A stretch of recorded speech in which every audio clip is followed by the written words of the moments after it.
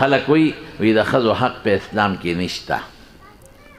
اسلام چې کوم حق ښځې له ورکړی دی مثال به پیدا نه کړي. انګریز ولا حق ورکوي، بربنډه ته جوړی، شوپیس ته جوړی، د ښځو غټ غټ تصویرونه یې لګولي، ساین بورډونه، چاته یې کیړی چولی، کیړی په هغې خرڅی، چاته یې سپیمو ته ولا دغه چشمې چولی دي هغه خرڅی، چاته یې والی چولی، چاته یې جامې چولی دي. تاسو خو د ښځو په وجود پیسې ګټئ او تاسو د ښځو په وجود د خپلو کارخانو د څیزونو اشتهارات چلوئ. ښځه دا شی شو په کور کې دننه دا خدمت کوي او وینځم ته جوړه کړې ده. که د واده نه مخکې د پلار او د بچو خدمت کوي دا څوک وینتوب او فخر دی ښځې. او د واده نه پس د خپل خاوند کوي او د بچو کوي. واده نه مخکې د رونو پلار او د مور، واده نه پس د بچو کوي او د خاوند کوي. ظلم دی دا، دا ظلم. او تا چې راوسته و ایر هوسټس ته چې جوړه په جس کې او 3.5 سوارلو ته چې لوښي ږدي اوچتۍ او ډوډۍ، دا خیر دی، د پردو خیر دلته. او سکول کې د ټیچره کړه، ماسټره دې کړه او د 15 ماشومانو سپېمې پاکوي. اسلام حق نه دی ورکړی. اسلام ته د کور سرداره جوړه کړې ده.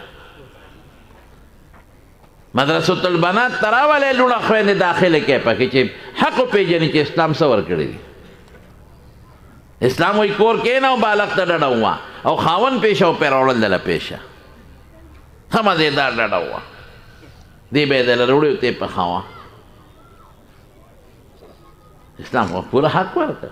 جامې په تا دي راوړئ به، ډوډۍ به وله راوړئ، کور یې په تا دی وله به یې جوړئ، ډاکټر له به یې بوځئ، دا ټول پتا دي د خاوند. ښځې له حق نه دي ورکړي، موږ یې غرق او تباه کړو، حق نه دي ورکړی. سهاروزي 12 بجې ګوډمال غریب راشي د سر نه واله نوکه پورې ته دا خولې بیږي. سهار لاړ شي دوکاندار، ماسخوتن راشي دکان ټول ډک او تش جنګۍ او سامان حلاله ورام ګټي او ورځ ټوله تېره شوه. افسر لاړ شي، غریب ټول لاړ شي، سهار نه ماښام پورې را پیدا کوي او ښځې له حق نه دی ورکړی. مولانا بیجګر صاحب د خدای پاک وبخښي، هلته قالي خبرې به یې ترسکونې کولې. هغه وی بس یو حق یې پاتې دی. وی دا دی چې د بالا ماڼۍ په دې بازار کې زه ورته په بیم شم او دا را باندې راسوره شي او په دې بازار کې ګرځم. دغه یو پاتې، نور خو یې مونږ وایي تباه او برباد کړو. موږ نه خو یې شپېلي وویستل، نور سره څوک حق اسلام ورکړه. او الحمدلله الحمدلله دغه ښځه چې کم حق وپېژني د شریعت او د اسلام په دایره کې ژوند تېره کړي، دلته په کور کې سرداره ده او په جنت کې به د حورو سرداره وي. ما یو ځل درس دوره تفسیر کول، عوامو ته مې کول پخوا، هر جمانو هغه مې د ښځه بالته سردارې یو مقتدي رانه آواز ورکړ، وي دې بلاګانو نه بالته هم نه خلاصېږي، مې دا بالته بلا نه، دا به د حورو سرداره به. ښځې له خو شریعت ډېر لوی حق ورکړی.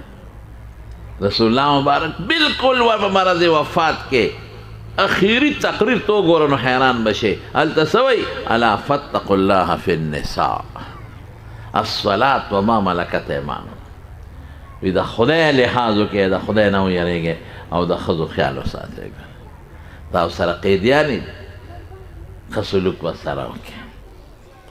نو جینکۍ لوڼه راولئ، میندې راولئ، خویندې او مدرسة البنات کې داخله کړئ. ښه داخلوئ به که نه؟ چې دین، شریعت، حقوق د الله د بنده، پرده، ستر، حیا ده وپېژنئ.